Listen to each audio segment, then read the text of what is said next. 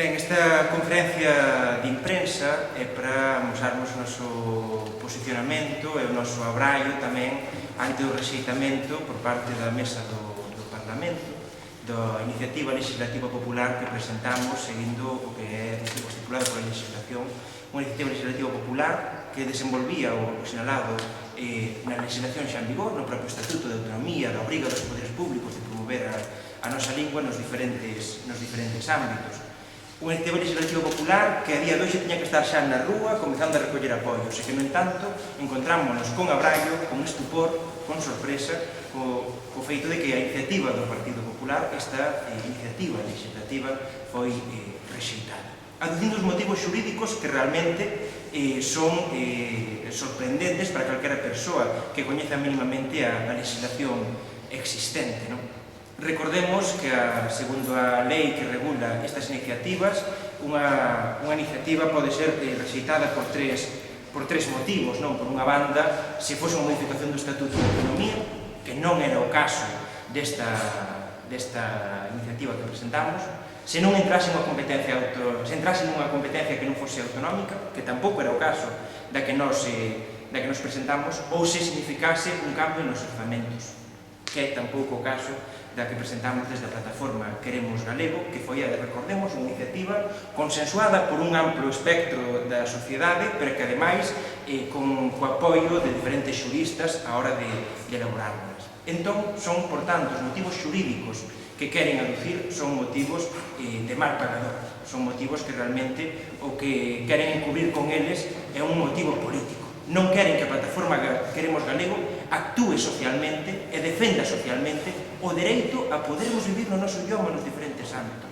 Non queren que a plataforma Queremos Galego, unha plataforma tan representativa como é Queremos Galego, pois recordemos, con máis de 600 entidades dos máis diferentes ámbitos, actúe para evitar que reneguen os nosos dereitos lingüísticos en ámbitos tan fundamentais, tan importantes para a vida social, como pode ser o ámbito do ensino ou o ámbito da administración, que é onde está a centrar nestes momentos o goberno de Núñez Feijóo os seus ataques, as súas agresións contra a nosa lingua. Ese proceso de desmantelamento da oficialidade da nosa lingua, un proceso de desmantelamento da oficialidade do idioma que non está a acontecer en ninguna outra comunidade autónoma do Estado español.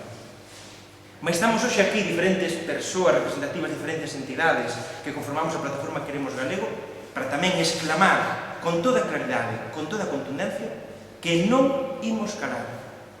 Non imos calar, non imos parar na defensa de algo tan básico como o dereito a podermos vivir en galego, un dereito que non prexudica a ninguén, e nós imos seguir con forza, porque sabemos que temos do noso lado a razón, e ademais, nós nunca decimos mentiras, nós nunca mentimos como fai repetidamente o actual goberno da Xunta, como parapeta, como argumenta estes ataques contra o noso idioma, contra a convivencia entre galegos e galegas en mentiras, en falsidades.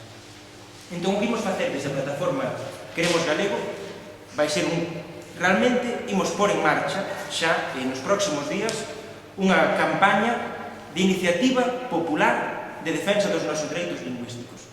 Imos seguir os mesmos criterios de recollida escrupulosa de recollida de sinatura, recollida de apoios, como se fose unha iniciativa legislativa popular. Como se fose unha iniciativa legislativa popular.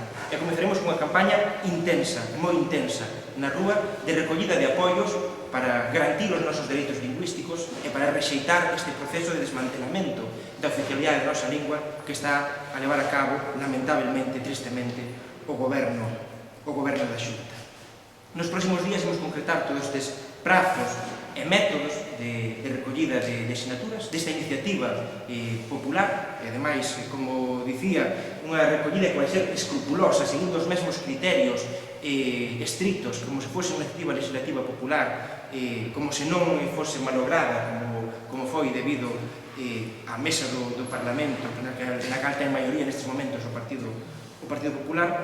E, ademais, estudaremos, avaliaremos posíveis reclamacións xurídicas, entendendo que se están negando o noso dereito a podermos presentar unha iniciativa legislativa popular como cidadáns, tendo en conta que cumprimos todos os requisitos exixidos pola lei.